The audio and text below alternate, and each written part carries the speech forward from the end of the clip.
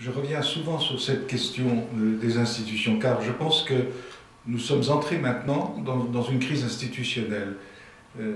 Et elle sera gravissime. Nous assisterons progressivement à l'effondrement de la Ve République en dépit de ce que pensent les fameux politologues ou les constitutionnalistes. Ça sera une descente aux enfers semblable à celle de la Quatrième République, et on pourrait prendre d'autres exemples antérieurs, puisque toutes les républiques ont fini dans des sortes non seulement de coups d'État, mais d'effondrement, et d'effondrement qui a obligé de reconsidérer les institutions françaises. Or, je crois que c'est le moment de les reconsidérer, et il n'y a rien de mal à cela, aucune volonté de complot ou de quoi que ce soit. C'est tout simplement ce qui s'avère nécessaire aujourd'hui, comme c'est révélé nécessaire dans le passé à plusieurs reprises, revoir les institutions françaises. Il faut bien les refaire à un moment quand elles sont totalement usées et qu'elles sont effondrées. Et pour faire très vite, parce qu'il ne s'agit pas ici de faire un cours de politique ou de droit constitutionnel, il y a deux points importants. Laissons tomber les grandes considérations idéologiques qui, à mon avis, à l'heure actuelle, ne sont plus de mise. Tout ça, ça relève d'une époque disparue et qui n'a plus beaucoup d'intérêt, les chimères, des grands principes qui font qu'on croit à la volonté générale, des choses comme ça, qui sont des abstractions métaphysiques et qui ont été des substituts d'idées théologiques au XVIIIe siècle, comme chacun le sait. Deux points essentiels, deux simplement, sur l'organisation des pouvoirs publics. Le premier point, c'est bien sûr le chef de l'État. Il n'est plus possible d'envisager d'avoir un chef de l'État qui soit issu des partis politiques et simplement d'une lutte de partis politiques. Ça, ce n'est plus envisageable. La fonction est totalement, à l'heure actuelle, déconsidérée.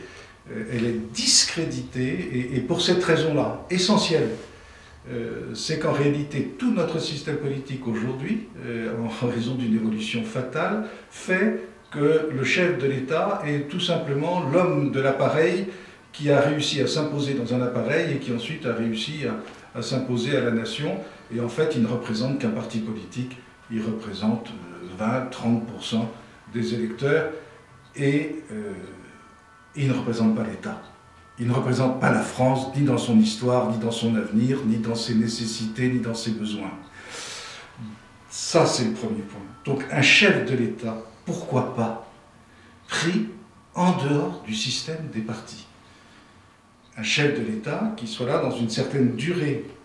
Le quinquennat est une très mauvaise institution. On a voulu copier les institutions américaines en oubliant une chose, c'est que les institutions américaines étaient un décalque des institutions anglo-saxonnes, anglaises. Mais en Angleterre, il y a au-dessus des partis, il y a un chef de l'État pérenne qui est le roi, la reine. Et en France, il nous faut quelque chose d'équivalent, quelqu'un d'équivalent. Et dans la mesure où nous sommes dans une époque où il faut réenvisager les institutions, il serait bon d'avoir un chef de l'État qui, d'une certaine manière, ait une légitimité qui aille au-delà de la légitimité partisane. Ça, c'est le premier point. Et qui soit, d'une certaine manière, lié à l'histoire de France. Deuxième point, c'est la représentation. Les Français ont le sentiment, mais cruel, de n'être plus représentés.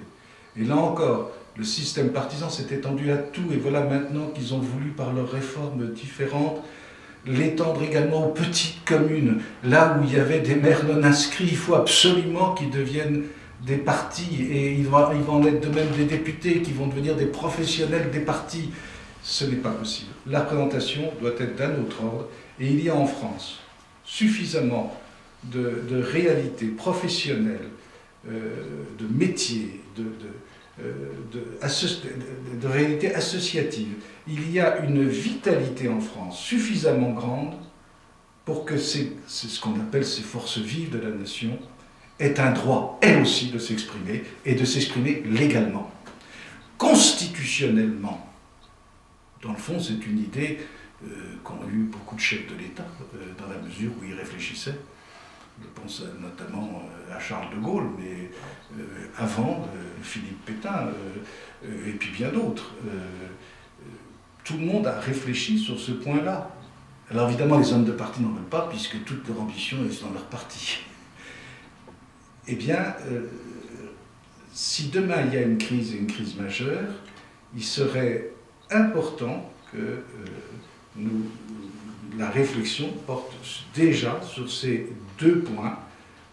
Premièrement, un chef de l'État qui soit un vrai chef de l'État, et deuxièmement, une représentation qui soit une vraie représentation du peuple français dans ses territoires, dans ses aspirations, dans sa vie professionnelle et dans sa réalité quotidienne associative.